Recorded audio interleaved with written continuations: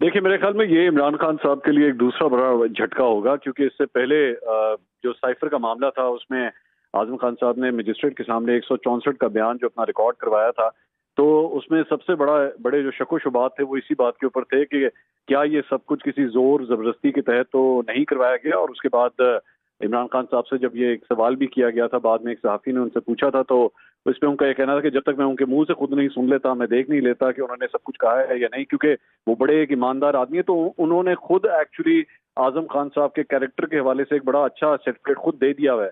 तो आज उनका इस तरह खुद पेश हो जाना, मंजर आम के ऊपर आ जाना, नजरों में आ जाना, ये अब प्रूव करता है कि वो जो कुछ भी कर रहे हैं अपनी मर्जी से कर रहे हैं। और अब एक दूसरे केस के अंदर भी एक बड़े इंपॉर्टेंट गवाह के तौर पे जो है वो अब सामने आ चुके हैं, और इसका मतलब है कि अब ये कड़ियां जो हैं वो मजीद तेजी से खुलना शुरू हो जाएंगी। और खान साहब के खिलाफ जो केसेस हैं जिसके अंदर यही देखा जा रहा था कि शायद उनकी स्पीड इतनी तेज नहीं है, अब उन केसेस की स्पीड जो है वो और भी तेज होना शुरू हो जाएगी।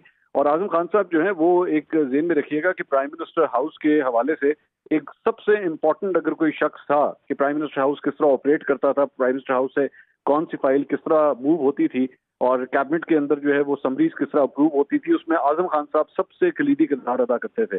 तो उनकी ये गवाही जो है मेरे ख्याल में एक बहुत बड़ा रेड साइन है इमरान खान साहब के लिए। और मेरा ख्याल में आने वाले दिनों के अंदर इनकी मुश्किलात जो है वो मजीद भी बढ़ सकती है। और इसका मतलब है कि आजम खान साहब सिर्फ इस मामले के अंदर नहीं, आने वाले और भी जो दीगर केसेस हैं जिसमें तोशाखाना भी का मामला भी आ सकता है, और भी कई ऐसे केसेस हैं जिसमें चेयरमैन पीटीआई जो है वो इस वक्त नामजद हैं, उसके अंदर भी इसका मतलब है कि गवाह के तौर पे वो अब आइंदा पेश हो सकते हैं। तो मेरे ख्याल में मजीद परेशानियां जो हैं वो चेयरमैन पीटीआई के लिए बढ़ने वाली हैं। ठीक है मंसूर अली खान, आप पहले भी बात कर रहे थे उनके पिछले बयान के हवाले से। अब तक कुछ लोगों को शक था कि उनका बयान सामने आया लेकिन वो खुद सामने नहीं आए। अब इस सूरत हाल के बाद जब वो खुद भी मंजर आम पर आ गए हैं, आप इस बयान को कैसे देखते हैं?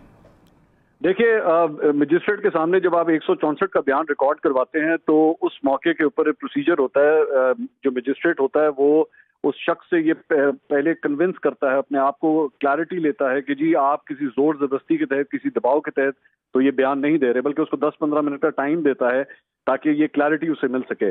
वो प्रोसीजर कंप्लीट होता है, उसके बाद वो शख्स वो बयान रिकॉर्ड कराता है, और जब वो शख्स ये बयान रिकॉर्ड करा देता है तो किसी भी ट्रायल कोर्ट से लेके सुप्रीम कोर्ट ऑफ पाकिस्तान तक वो बयान इस्तेमाल किया जा सकता है। किसी शख्स के खिलाफ भी किसी भी केस के अंदर वो बयान इस्तेमाल किया जा सकता है। इससे पहले वो बयान तो सामने था लेकिन आजम खान साहब खुद कहीं सामने नजर नहीं आ रहे थे, तो इसके अंदर भी एक डाउट का एलिमेंट जरूर मौजूद था, क्योंकि माजी के अंदर इसहाक डार साहब भी एक जमाने में इस तरह का एक बयान 164 का रिकॉर्ड करा चुके थे, लेकिन बाद में मुकर गए थे। उन्होंने कहा था कि नहीं, ये मैंने जोर जबरदस्ती के तहत दिया था।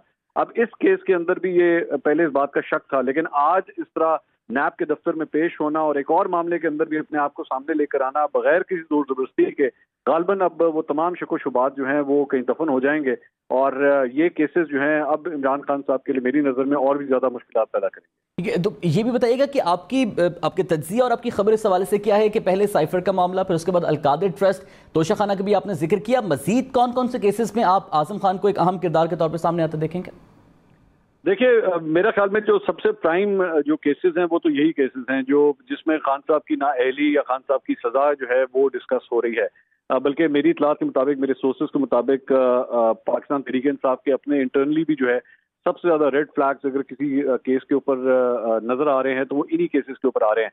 बाकी वैसे 9 मई के हवाले से भी खान साहब के अगेंस्ट केसेस हैं, लेकिन आजम खान साहब का उन केसेस के साथ लेना देना नहीं है। ये ज्यादातर वो केसेस हैं जो जब इमरान खान साहब खुद वजीर आजम थे और during his tenure as prime minister उन्होंने जो अहकाम दिए या जिस तरह भी वहाँ पे फाइल्स मूव होती थी या प्राइम मिनिस्टर हाउस से जिस किस्म की भी अहकाम दिए जाते थे, ये सारा वो टाइम पीरियड है जिसमें आजम खान साहब की बहुत ज़्यादा इंपॉर्टेंस है। सो मेरे ख्याल में चाहे वो तोशाखाना का मामला हो, 190 मिलियन पाउंड का हो, या फिर साइफर का इशू हो, और इस मामले में ध्यान रखिएगा कि आजम खान साहब की ऑडियोज भी जो हैं वो आ चुकी हुई हैं, तो इसलिए इनकी ज्यादा इंपॉर्टेंस मेरे ख्याल में उन केसेस के अंदर ज्यादा है। दीगर केसेस जो इमरान खान साहब के खिलाफ बने हुए हैं, चाहे वो इंसदाद दहशतगर्दी अदालत में हो या फौजी अदालतों के अंदर भी अगर मामला जाते हैं, आजम खान साहब का उनके साथ इतना लेना देना नहीं होगा।